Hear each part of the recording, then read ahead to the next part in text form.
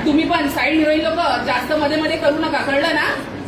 हा, धमक्या बिमक्या दिल्या ना, ते तुम्हाला मी धमकी देईन ना, तर चटीत मुताल इथे, समजलं का? धमकी बिमकी द्यायचं काम नाही येते. तुम्ही लोक स्टुडंट आहात, स्टुडंट सारखं राहावा. आम्हाला हे विषय वाढवायचं नाहीये, म्हणून तुम्हाला आता शांततेने गेले. तुम्हाला बोलले असं तुमच्या घरच्यांना बोलवायचे. तुमच्या घरचे तुम्हाला हे मराठी मुद्द्यावर भांडायला बोलवतात का? इकडे पाठवतात.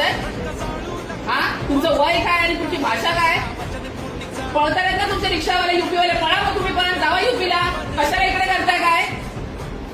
जाऊन तुमचे युपीवाले रिक्षावाले परत मुंबईत येतात, तिथे रोजगार नाहीये. आता येऊन मराठी शिकतात आहे, हे जरा बघा.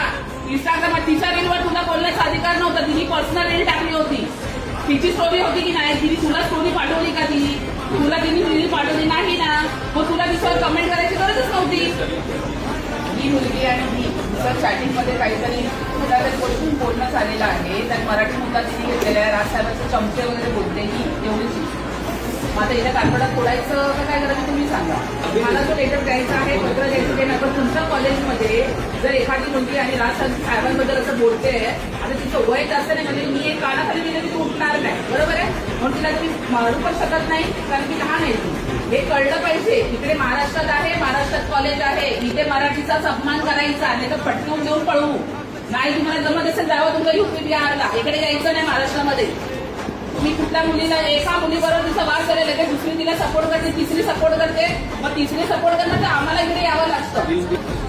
आणि जर हिला कोणी दाबण्याचा प्रयत्न केला, ती का कंप्लेंट केली, का मनसेवाल्याकडे घेऊन त्या मग आम्ही नाही आणि तुम्ही आहे, मग हे लक्षात ठेवायचं.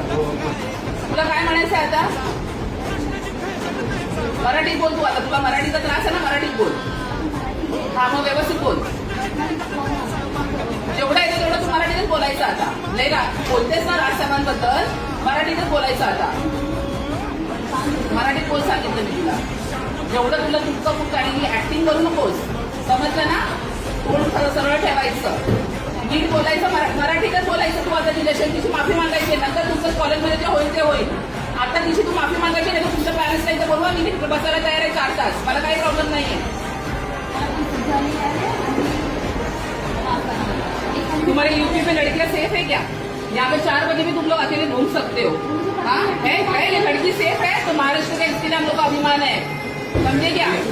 हाँ, तुम्ही कॉलेज लेवल करा, आम्हाला हीच अपेक्षा आहे. आणि मला आतमध्ये येऊन मला पण ह्यांचं कोणी करते मुले, मलाही आवडत नाही मी असं बोलू, पण एवढ्या मोठ्या माणसाबद्दल तुम्ही बोलले, तुमची लायकी नाही तेवढी बोलायची.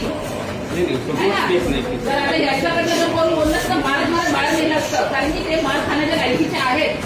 हिला ते एक मारायला उठायचे नाही. काय मारू तिला?